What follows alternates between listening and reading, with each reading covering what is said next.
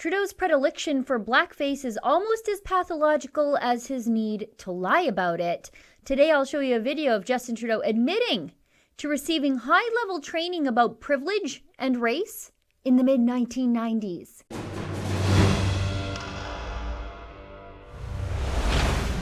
Deeply regret that I did that. I should have known better, but I didn't. I regret it deeply. I'm deeply sorry that I did that. I should have known better, but I didn't, and I did that, and I shouldn't have done that.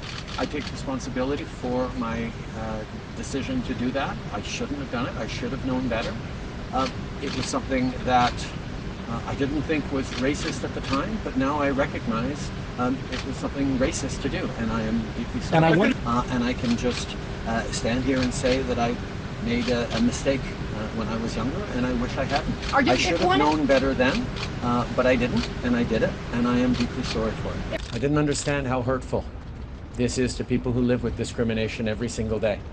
That's been Justin Trudeau's ongoing claim that despite doing blackface as late as 2001, well after fraternities in the United States were being disbanded and then banned from campus for engaging in blackface, well, Justin Trudeau, he just didn't know any better. As a cultured, enlightened, privileged young man with every opportunity in the world afforded to him, he just didn't know any better. He didn't know better as a high schooler performing Deo in complete blackface. He didn't know better as a mid-20-something hipster doofus rafting guide who dressed in complete blackface again, waving his hands around above his head like a monkey, and then apparently stuffing something in his pants to perpetuate black male stereotypes. And Trudeau just didn't know better as a 29-year-old private school teacher in 2001 when he dressed again in complete and total blackface at an otherwise black tie gala fundraiser. That excuse is absolutely, utterly unbelievable. No one believes this. Not even the most dyed-in-the-wool partisan liberals who are now trotting out to say they forgive Justin Trudeau for his past blackface indiscretions and his past ignorance. I don't believe they believe that excuse.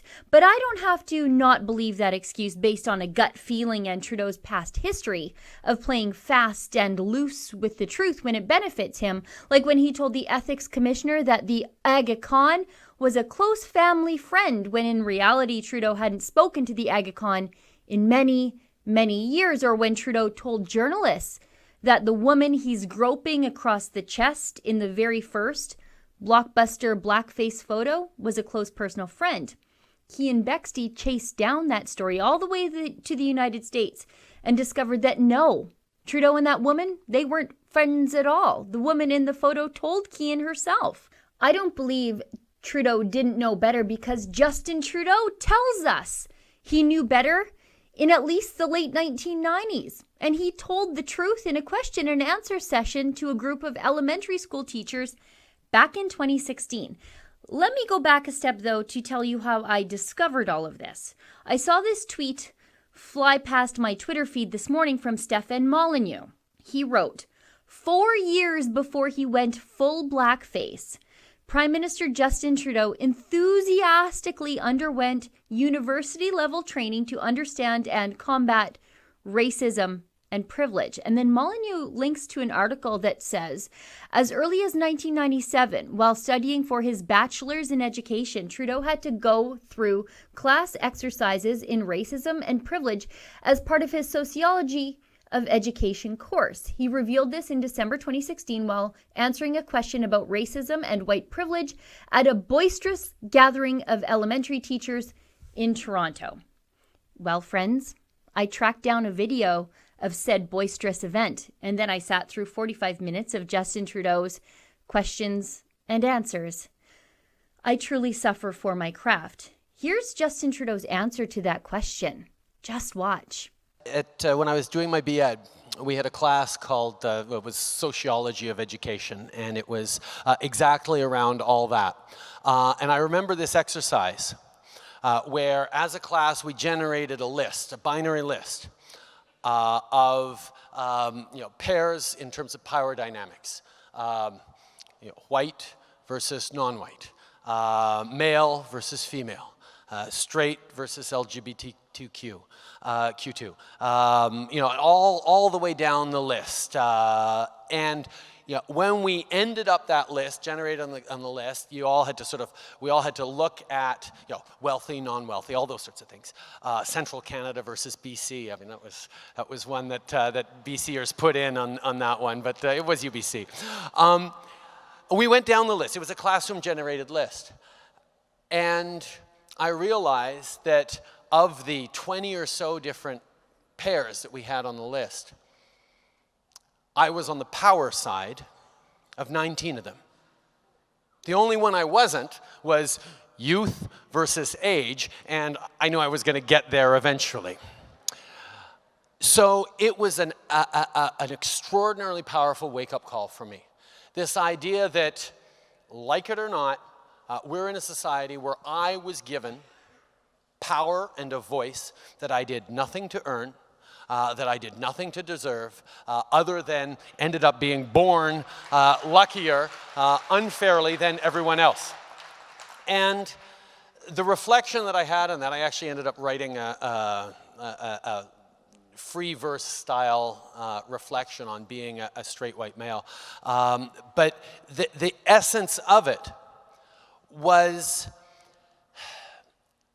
that if I am lucky, and I am, then I have a responsibility not to go around hanging my head and beating myself up for being lucky, because I didn't pick it, it just happened, but that luck comes with a responsibility to wield that power in responsible ways.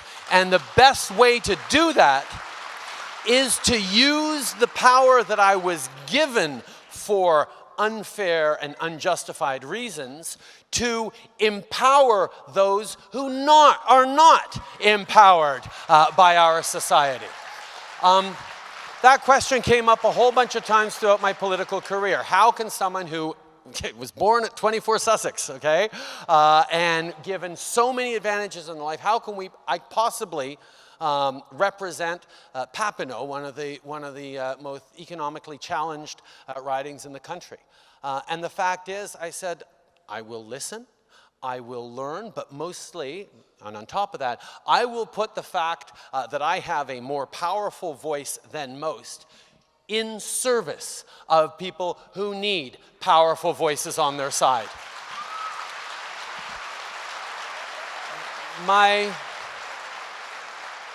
And it's something I need to be constantly reminded of and challenged of, and we have a lot of amazing people in cabinet, a gender-balanced cabinet, by the way, reminding me of that all the time and challenging us, because there's so much we don't see within patriarchal systems, within white privilege, within all these things that we do not unpack every single day. And being able to do that responsibly is something that we continue, and I continue to struggle with. But fundamentally, as Canadians, we're luckier than 99.5% of everybody on the planet. And the way we need to look at this is that luck comes with a responsibility to do better, to do right, and to show the way for people who are less lucky. Okay, let's sum this up, because a lot happened there that makes Trudeau a bald and blackened-faced liar today. The question is asked about privilege and status, and Trudeau acknowledges he's aware of the quote-unquote power dynamics of race, and Trudeau admits that he was aware of his place on the power side of society as far back as university, at least 4 years before his blackface spectacle at a black tie event, and likely even before his banana pants rafting guide sideshow. Trudeau even brags that he wrote a, quote, free verse style reflection on being a straight white male, unquote. I would pay great sums of my Ezra Levant bucks just to see that screed, and I'm sure you would at home too. Trudeau stands before Canadians today and repeatedly lies, saying he didn't know blackface was wrong. He even told Global News that it was his father's death that caused him to have this so-called awakening about blackface. To be clear, his father died before he dressed in blackface in 2001 at that black tie disaster. The timeline doesn't add up. Trudeau wants you to believe he didn't know better and he didn't understand. I showed you just a few instances of Trudeau saying it right off the top of this video. Every time he said that was an absolute lie. Knowing what we know now and knowing what he told that convention of teachers. He had high-level training in the mid-1990s about privilege and race. Trudeau is lying again. He just can't stop. It's almost as pathological as his fetish for blackface. As great American philosopher Judge Judy always says, you don't need a good memory if you're telling the truth. And Trudeau has told so many lies about his blackface scandal that he can't keep them straight anymore. He has almost as many lies about blackface as he has incidences of performing in it. For Rebel News, I'm Sheila Gunn Reid. Trudeau has made Canada an international laughingstock. He's damaged, or rather destroyed, our international reputation. That's why he's got to go. To sign our petition calling on Trudeau to resign, go to TrudeauMustResign.com.